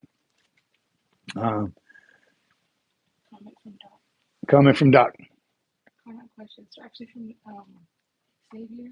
Xavier. About the open contract process, he's wondering if it's possible to pick your own MOS if you're assigned one based on the needs of the Corps. Open contracts. He wants to know what job can he get on open contract. Open contracts. Xavier wants to know what job would you get if you go on open contract? In METS, they found I'm colorblind, so my options are not as much to pick a job. Oh, it says that he's colorblind, so yes, your jobs will be limited. You're not going to be EOD. I don't think you can be an engineer, probably a pilot or a mechanic. There's some stuff that you're not going to be able to do. Xavier, don't quote me on all those, but just to think right off the bat, you probably won't be able to do any of those, especially EOD. We don't want you cutting the wrong color wire. If you go open contract, which is what I signed up as a first open contract, I didn't care. I just want to be a Marine. They gave me 03 infantry. And again, didn't really know the difference. I was like, sounds great. And even before I say you are open contract, but these MOSs were open to me to choose based on my first ASVAB score. So that's what it's going to boil down to, your ASVAB score. And recruiters help me out. If I was motor T, supply, cook, engineers, and infantry. Those are the 5 MOSs that were, I'd say, just let them infantry, I'm good to go. A lot of times as a drill instructor, when we got the open contracts, most of the time they were supply or cook and needs of the Corps, right? Those are usually the ones that needed more Marines in those MOSs. So you're taking a chance if you go open contract. I don't recommend it at all. I think 100% you should do some research and find out, especially nowadays with the internet. Study as much as you can about, and there's how many MOSs, 100 and something. There's all kinds of jobs that you can do. Find one that interests you, and then wait for that to open. The recruiters, they don't lie to you, but they say, yeah, I can ship you out tomorrow, but I'm going to change your MOS to, if you're okay with that, by all means. I was at the time. I didn't care what MOS I was going to get. I just wanted to go. So know what you want before you go. And then again, do the research. When the recruiter tells you, well, I can't get you motor T until next year. You don't want to wait till next year, do you? And depend on you, what you want to do. Yes, I don't mind waiting because I want this particular MOS. Some even now, like 03, that's the, help me out with the lingo. You sign up as an 03, but going through boot camp, they're going to assign you 0311, 0331. I don't know, maybe not in the 03s, but 1300 field. How about that? 1300 field is engineers. That's all that you sign for is a 1300 field. In the 1300s is 71, 45. That's combat engineer. That's motor T. That's heavy equipment. All those extra. Here we go. All right. Doc says 0311 rifleman, 2 0351 infantry assaultmen, which they got away from the assaultmen. 0612 network administrator, 1371 combat engineer, 50. So again, I think with all those, from the recruiter standpoint, you sign up for 5,800. Will you be a military policeman, a patrolman? I think that gets determined after. Yeah, so how do you get them to sign you 0311? D-Boss, I don't think you have a problem joining as a 0300. Go for it. And you would start out as an 0311. Do we have an Air Force member in here? What's up, Airman? All right. Good to see you. Gunny says, I will go 0600. That's COM, right? 1700. I don't know. 02 is Intel. I don't know what the 1700 field is. 1775. That's the MOS I want right there. 1775. Open contract, Landing Support Battalion, LSB, Linen Survey Battalion, right? Lazy sons of you know what. 17 is Loved it. Legendary Red Patchers. cyberspace. 1700 is what? Oh, cyber, Information maneuvering. information, cybersecurity. 06 and 02 can go anywhere. Another thing to look at, where do they send those MOSs? Where do you want to be stationed? Here's our Air Force. In the Air Force, you're locked in a job until 6-year contract, or you can bump up and do other things. Can you also sign up to be an officer? Thanks in advance. Ooh, that's Air Force. No idea about the Air Force, how they do it. I know the Navy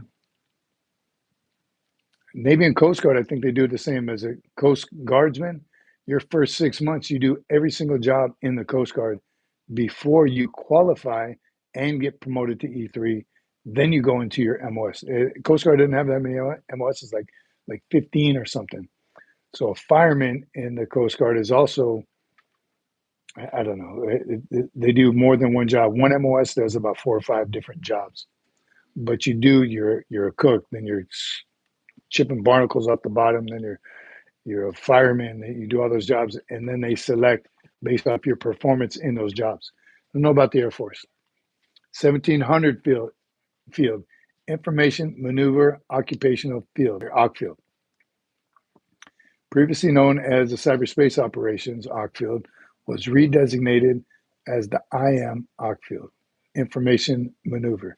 Very cool.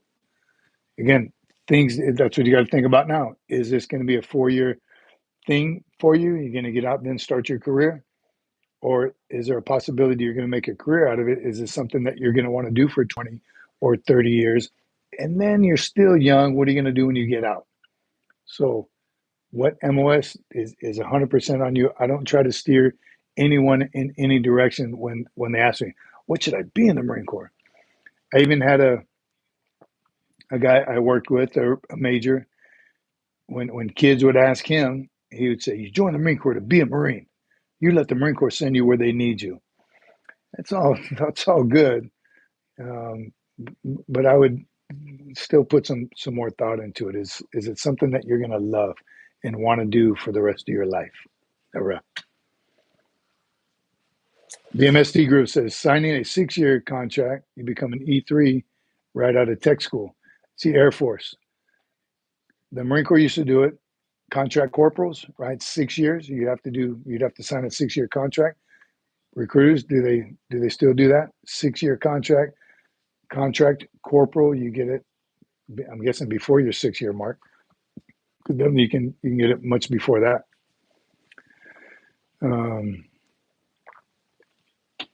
You can get Lance Corporal, the Marine Corps. One way to get Lance Corporal out of boot camp is be the company honor graduate. You have to go into boot camp as an O2, E2 already, a PFC. And then if you're the best one in that company, the one single Marine that's the best out of everybody, you'll get E3. Some reason, somehow, USMC Cece was the honor grad as a PFC, and she didn't get Lance Corporal, though. Again, story for another time. 13 months time in service. That's what you need, Randall. Ray went open. That's why he went open contract. Right, that's how I was. Ray, I want to be a Marine. The 0311 was that way because you can rotate as point man. Infantry, anywhere in the infantry. And I tell you this about the infantry. Most of those 0311s get OJT and become 31s, 41s, and 51s, depending on the need of that particular battalion or company. So I have a lot of 0311s that we turned into machine gunners because we just needed them. Mortarmen's a little tougher. 41s, mortarmen's are tough. Mortarmen, that's a tough MOS, a lot of math. You got to be on point. But we'd cross train a lot of 0311s into everything else in the infantry. And yes, point man, again, they're gonna use the best 0311 for point man. Chicken has arisen. Look at there. Where you been, chicken? You owe us so many burpees. Let us know how everything's going.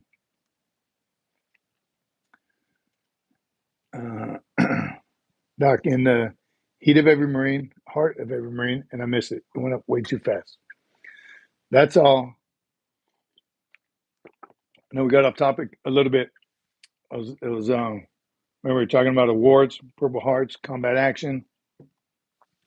The warrior breed is what we have to look forward to next Sunday. Hot Rod, if you're still here, he's going to be on the show in the SFMF studio right here next to me, nice and close. Make sure you shower and shave. Well, you don't have to shave. You're retired. Navy Cross recipient, warrior breed. Will be right here with us on the show. So make sure you're with us next Sunday, which is our next show. No Wednesday live this week. No Wednesday. I'm going to pump out a couple more shorts. Hopefully the producer will put out a couple more videos. Next Sunday, next live, right here. Be here. It's going to be an awesome, amazing show. I'm going to have another guest after that. I'm not going to spoil that now. Next Sunday, be here, live. Michael's Drones, our season 9. It's good to see you, Michael. And if y'all came early and I missed you, welcome, everybody. Good evening to you, Michael's Drones. Good to see you. 0372, Marsoc. Is that what it is? Where you at, guns? Jared, you don't shave anymore because you're old?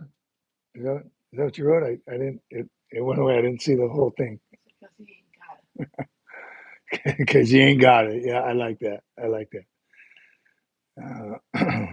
Sweeping the motor pool, clipping the grass with scissors. That's motor T. Love the motor T. Again, inner MOS rivalry. Of course, every MOS talks trash about the other MOS. It's what we do. You got to. There it is, Hot Rod. Looking forward to it. So are we. 2600, SIG INT, Signals Intelligence. MST, military background. Just found your page. Thanks for being here. First of all, like and subscribe if you haven't already. Are you? Love to have you here. We want other services is here as well. My military background is I'm a rifleman. Every Marine a rifleman. I was an engineer, combat engineer. 1371. Where you at, JTB? Backbone of the Corps. There he is. 1046. 1371. Engineers up. Good to see you. What's happening with everyone? The picture just got blurry. Is it blurry for everyone else? Got blurry. There was a quick glitch, and then it just got a little blurry. Mechanic is the best MOS because if you can't truck it, you know what? Yes, we need mechanics. Aircraft mechanics, right? We infantry talks a lot of trash about the air wing until it's time for a ride. Until it's time for them to come pick you up out of a hot LZ, until you need a ride back to CONUS, back to the US. Then you don't talk trash about the air wing anymore. As you say it, they're always late. They always miss the LZ. They're a mile to your south. You got to truck it, talk a lot of trash about the air wing. I did too. I'm guilty. And I apologize right now to all my air wing bubbas because I ended up working at the air wing at an air station, Kaneohe Bay. Learned so much about the air wing, and that was the air station. It wasn't even a helicopter squadron or fiction. It wasn't a squadron. It was the air station. So I kind of got a feel of all because I would visit all the other squadrons just to learn more about what their needs were for the air station. And it was cool. It was very cool. I enjoyed it. To be honest, I did get a little bored because I'm not a mechanic. I'm not a pilot. I needed to be back in the field. But pilots are amazing, but the mechanics and the firefighters, ARF, those guys combined. Again, pilots couldn't do it without those guys.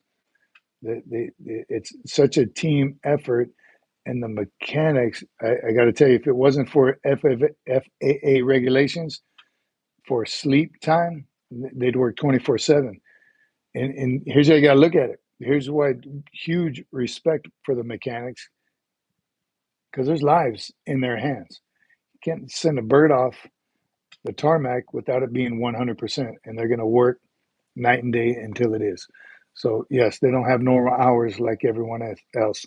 Again, if it wasn't for regulations that mandated sleep time, pilots too, you have to have so many sleep hours prior to getting back up in the cockpit. It all makes sense now, and I didn't realize that as boots on the ground, right? I would just talk trash because they're 38,000 miles up or they're hundreds of feet up, safe. Well, they're not always safe either, right? The helicopters get blown out of the sky as well.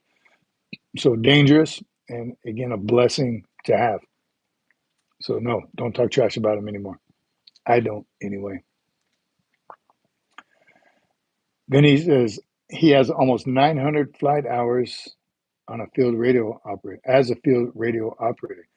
Radio man, got to be there, and you're a big target. So that, again, another dangerous job. First one you want to take out is a radio man. What's the life expectancy in Vietnam of a radio operator? Like 3 seconds, something like that. Because you take out communications, all you know what happens. Need the radio man. 900 flight hours. I don't know what I had, but when I worked at the air station, I ended up going to Loadmaster school just to kind of find out what these guys were actually doing. Because I was talking trash too.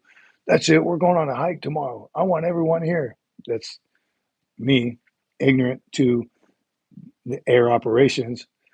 Again, luckily I had a great master on. I was like, come here, Sergeant Major, let me talk to you. You can't get the entire squadron in a formation at one time. And that's when he taught me about crew rest, crew days. So it's just not going to happen. So don't fight the system. For 03, 72, you have to try out. So any MOS can try out to be MARSOC. Not right out of MOS school, but once you hit the fleet. So MARSOC, are you young? I want to be MARSOC. You can. Now it's open to every MOS, but you have to try out for it. You have to make it. I'm sure it's probably grueling physical fitness, and then what your MOS is. So I'm guessing by now it's been out for a while now. By now they have a pretty tight system to determine who can and cannot do it. I think it's great. MARSOC was new to me as I was retiring, so I didn't get involved in it too much, but get after it. Chicken.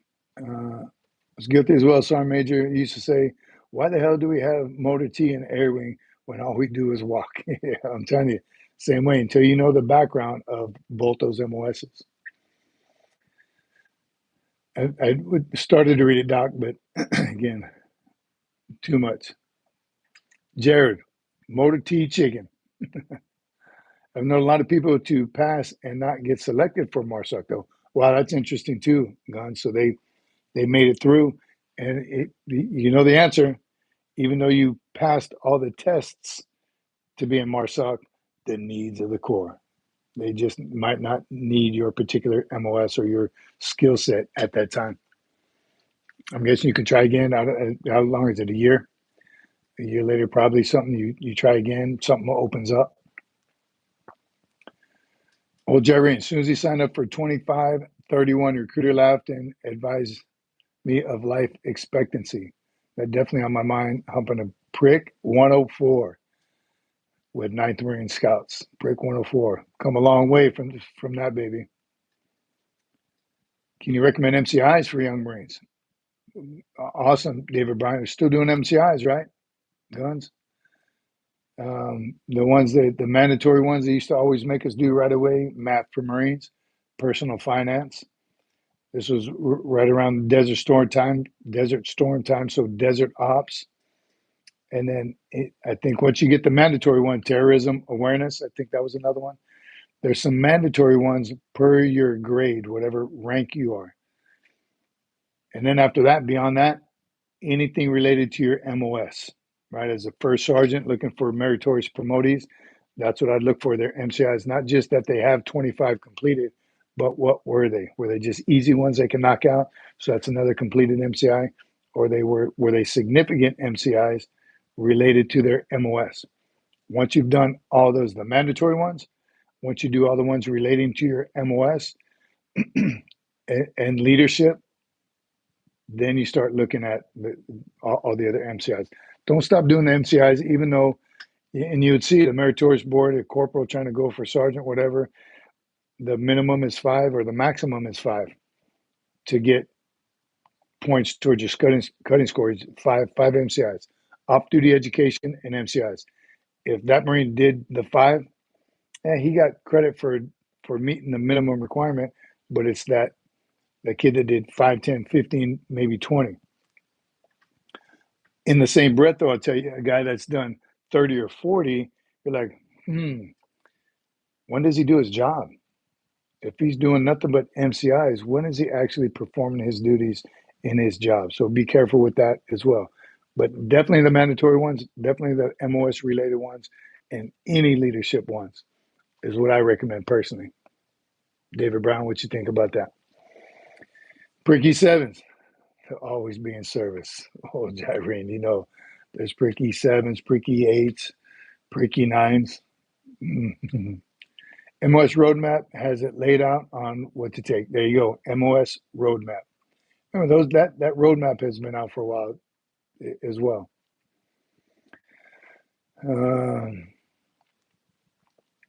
As long as it still works. USMC vet, we're the last BRC recon for Virginia before 2007. All recon were shipped to Camp Pendleton. Which one? Got my eyes open? Say it, producer. Help me out. Can you put it again? Oh. All right. Shout out to Lake Cookie. He's still there. Sergeant Major Battaglia's birthday yesterday, right? Today. Oh, it's today. Man, it's been a long day. It was from someone tagging us, telling us. I think old Jyrene said something. Old Jyrene, was that you that tagged us? Who tagged us to remind us of Sergeant Major Battaglia's birthday? Jarhead Crayon Eater. Again, I didn't never worked with the Sergeant Major. Wish I could have. Heard nothing but great things about him. Knew him, but never worked with him. There you go. Happy birthday, Sergeant Major Battaglia. Sing ping. Maybe, did you know him as a sergeant? Could have been. Support your veteran-owned businesses. Again, yep, Lake Cookie's still here. You see his work on my wall. I think Jared said he's going to reach out to him. Jared's going to reach out. Order up. Got another order. As soon as we settle up, Lake Cookie, in this summer, we're going to settle up. I want to see the shop. Maybe we'll do it live from the shop. How's the sound there? Oh, look at John McJunkin's McJunkin, and good on you. You let us hit all the topics. I get sidetracked sometimes. I don't know if you know. I just got the look from the producer. Oh, the 250th birthday. That was on my list. Yes. What's that called? Eye darts, when they throw, she's shooting darts at me with their eyes. 250th birthday. So here's what the producer found out. She's the one that does the research on everything. You can ask her how much research I do. Yeah, they just got a little. So speaking about it, and again, it's coming down to the wire. I was like, have you bought us tickets yet? Are we going? 7 months is not a long time to prepare for the 250th Marine Corps birthday celebration. The biggest in, I don't know, 50 years or 250 years. So yes, if you're planning a Marine Corps birthday ball celebration, you better have started already. And that's from experience putting on numerous birthday ball celebrations. So yes, you need 7 months. But looking into it, and she deep dives, we don't think it's going to be done in time. The Ton Tavern or the Ton in Philadelphia, Pennsylvania. Is that right? What do they think? A little controversy over location and name. There's a lawsuit on the rights to the Ton or Ton's Tavern, Ton Tavern. So a lot of stuff going on with it right now. We haven't made any reservations or anything because again, that's a long trip for us, a lot of money, and for it not to be what we all expect it to be. And wherever you're going to go from, are you missing out on a good 250th celebration amongst your local community, your friends, your whatever? So a lot's going into this. I remember when it first came out, we were all excited. I was like a kid in a candy store. Oh my gosh, at Ton Tavern, the actual ground that started in.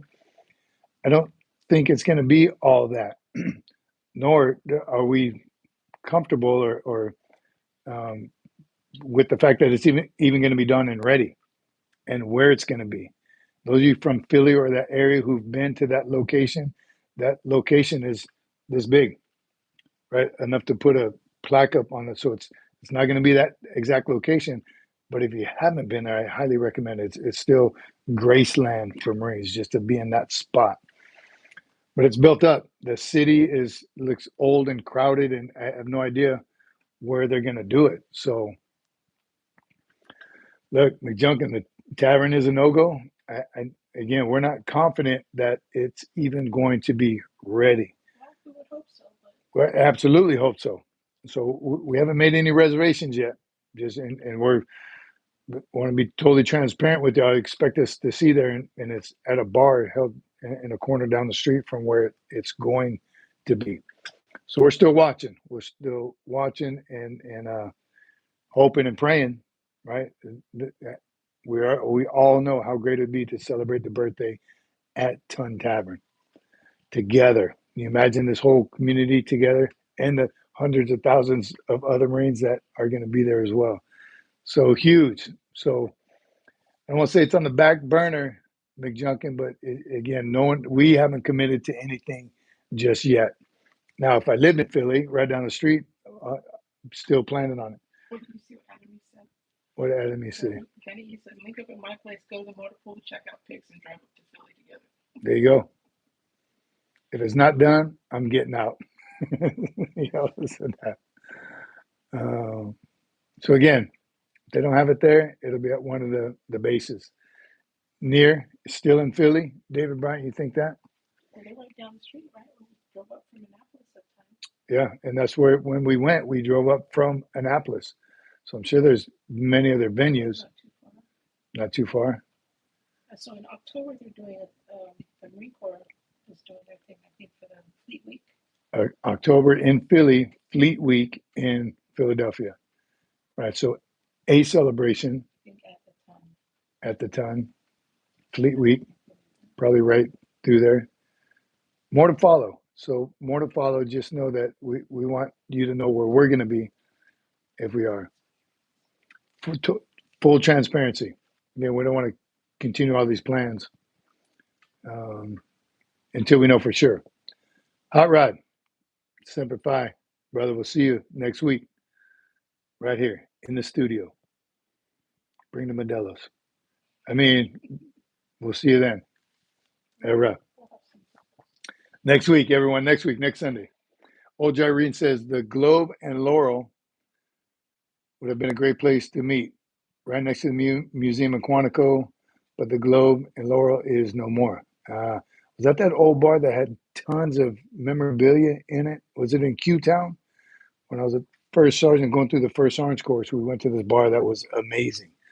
Just a bunch of memorabilia from way back. Lake Cookie has 5 acres. Let's get the 1371s together and build our own Ton Tavern. I'm telling you, that's what Marine Corps Base Hawaii has, that just the front of Ton Tavern, the plywood they put up, and they do that flag raising every year. I'm down. Remember what kind of engineer I was, Lake Cook, though, so don't give me any tasks that good enough for government work kind of stuff. I'll help you take it down. How about that once it's up? McJunkie says, can you imagine every living Marine being there all together? And he said that he might let me in the doors, even uh, provided I'm bringing in more beer. Yeah, absolutely. I'm telling you, you can just imagine how many Marines will be there. Unreal. Heberling, thoughts on OCS, Officer Candidate School. Here's the best part about OCS, in my opinion, having never been there. The instructors are all enlisted, right? I wish Josiah was on. He was an instructor at OCS, so he can tell you. But I mean, it's produced some awesome Marine officers. I think it's a butt kicker. What is it? 6 months?